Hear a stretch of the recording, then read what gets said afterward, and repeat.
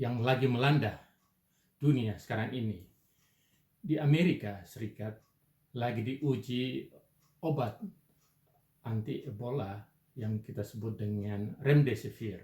Remdesivir ini sebelumnya digunakan untuk sebagai antivirus penyakit Ebola. Tetapi dia mempunyai kesamaan-kesamaan yang sistematik untuk mengobati penyakit coronavirus COVID-19. Nah, landasannya adalah karena remdesivir ini memiliki suatu rantai protein yang mempunyai ikatan kerja dengan yang disebut dengan RNA polymerase chain reaction. Apa itu? Yaitu suatu prinsip di mana antivirus remdesivir ini mempunyai kekuatan untuk memotong mata rantai replikasi virus, khususnya virus RNA. Dan kita ketahui coronavirus COVID-19 ini adalah tipe virus RNA. Dalam subvirologi kita sebut dengan grup 4. Nah, berdasarkan itulah maka dilakukan uji coba atau uji klinis terhadap pasien-pasien yang ada di Amerika. Dan ternyata dari banyak manifestasi pasien tersebut memberikan hasil yang signifikan, berarti signifikan positif. Efek yang dilihat adalah bahwa pasien yang mengalami pneumonia akibat COVID-19, yang paru-parunya mengalami masalah, sesak napas, kemudian sistem peredaran darahnya juga bermasalah, ternyata dengan memberikan remdesivir ini terhadap pasien, pemberiannya secara intravena pada pasien-pasien yang ada di rumah sakit, yang dilakukan di New York Hospital dan di beberapa tempat di Amerika yang pasiennya kurang hampir sampai detik ini sudah hampir 6.000 pasien yang diuji coba. Dan hasilnya luar biasa.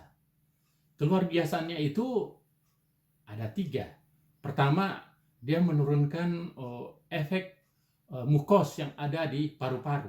Kelihatan pasien yang pneumonia awalnya masuk dengan sesak napas, dia mengalami perbaikan. Yang kedua, perbaikan klinisnya, demam dan sebagainya menurun. Dan yang paling bagus juga kita lihat dalam hal pada saat pemeriksaan apa yang kita sebut dengan pemeriksaan darah lengkapnya, dia mengalami perbaikan.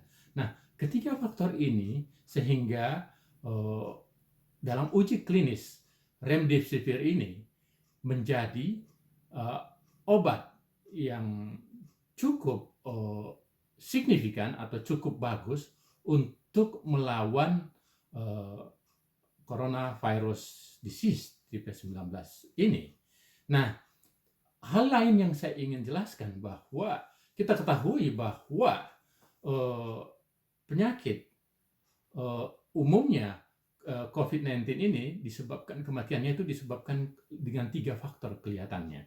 Pertama, mengalami apa yang disebut dengan acute respiratory distress syndrome atau gagal pernapasan yang diakibatkan karena strom neutrophil yang menyebabkan tingginya faktor mukos, dan karena itulah maka mengalami gagal pernapasan. Yang kedua adalah pasien yang menggunakan yang terinfeksi ini kelihatannya dalam faktor mengalami clog atau arteriosklerosis atau penyumbatan pembuluh darah, dan akhirnya pembuluh darahnya berkompensasi melebar. Dan yang ketiga, pasien-pasien hasil otopsi itu menunjukkan adanya trombosis di pembuluh darah. Nah, dengan konteks itulah maka kita berharap dengan pemberian remdesivir atau obat antivirus ini yang sudah diuji klinis dan sedang berlangsung sekarang ini dengan menghasilkan hal yang bagus, bisa bermanfaat dan mudah-mudahan bisa menjadi drug of choice atau obat pilihan untuk mengobatin apa yang kita sebut dengan penyakit COVID-19 ini. Bayangkan COVID-19 sudah melanda dunia dengan luar biasa sampai dengan lebih 2 juta penduduk dunia, dan di Amerika sendiri sudah hampir 700.000 penduduk Amerika, dan sudah puluhan ribu di Amerika meninggal, dan di dunia sudah ratusan ribu. Nah, selain remdesivir ini, dilakukan juga uji klinis yang hubungannya dengan apa yang disebut dengan hidroksikloroquine. Hidroksikloroquine ini sebelumnya adalah obat-obat yang kita sebut dengan obat anti malaria. Obat anti malaria itu reseptor kerjanya adalah, ini sebetulnya obat untuk menghindari atau melawan efek malaria, tapi kan malaria dengan virus berbeda.